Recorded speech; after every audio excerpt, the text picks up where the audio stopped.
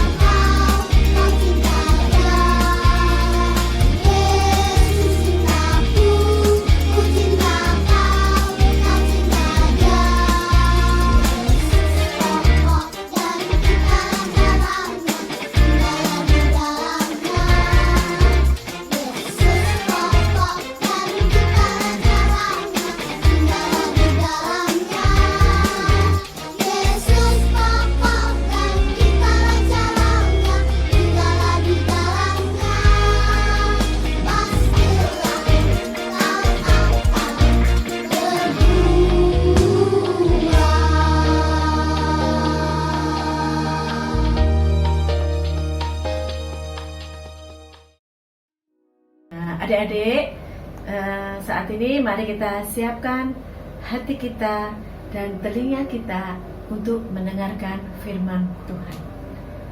Firman Tuhan pada pagi hari ini berjudul Hamba yang Setia.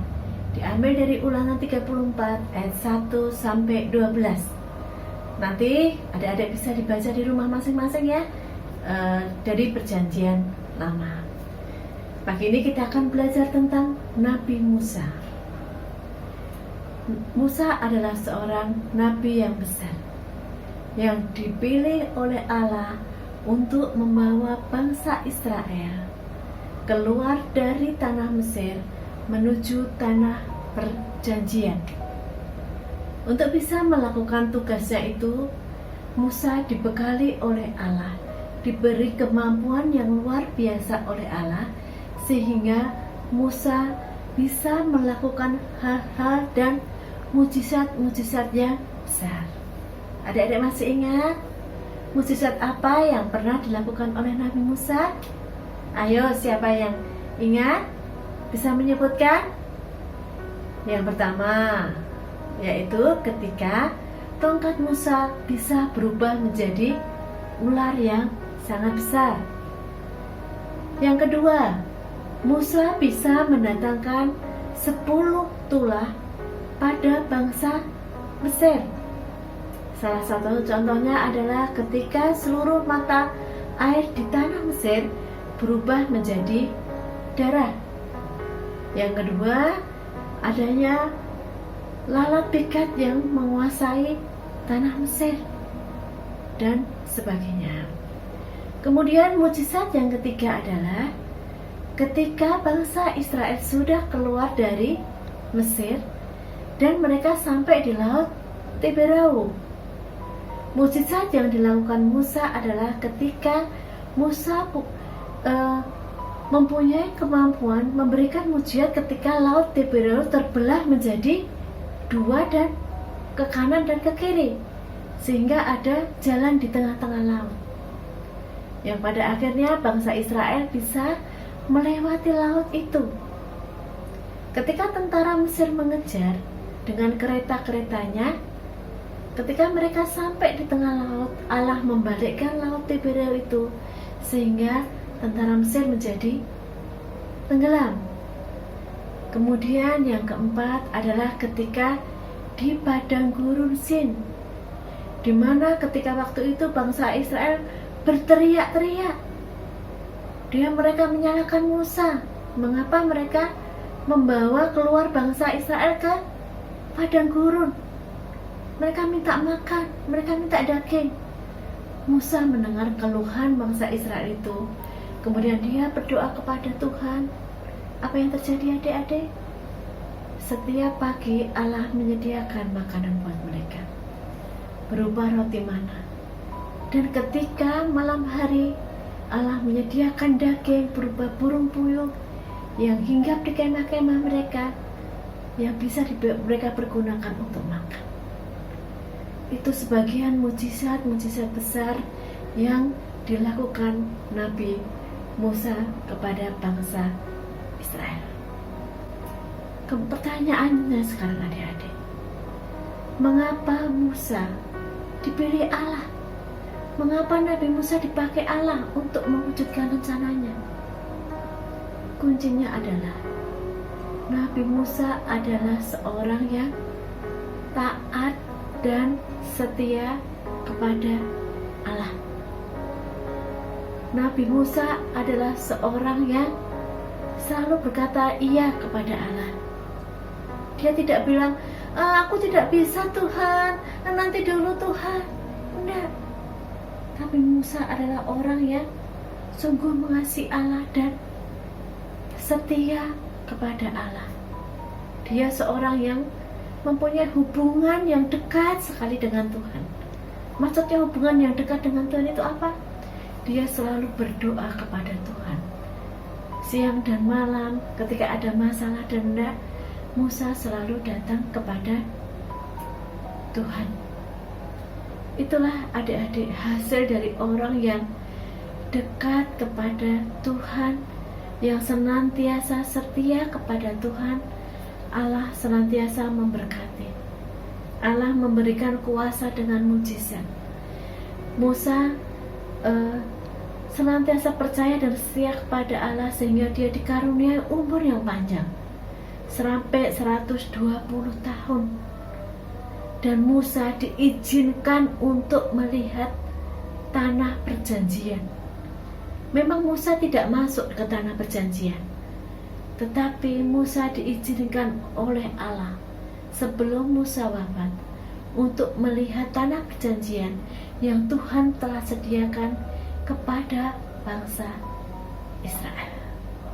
Sampai pada akhirnya ketika Musa setelah melihat tanah perjanjian itu, Musa dipanggil oleh Tuhan. Musa meninggal pada usia 120 tahun.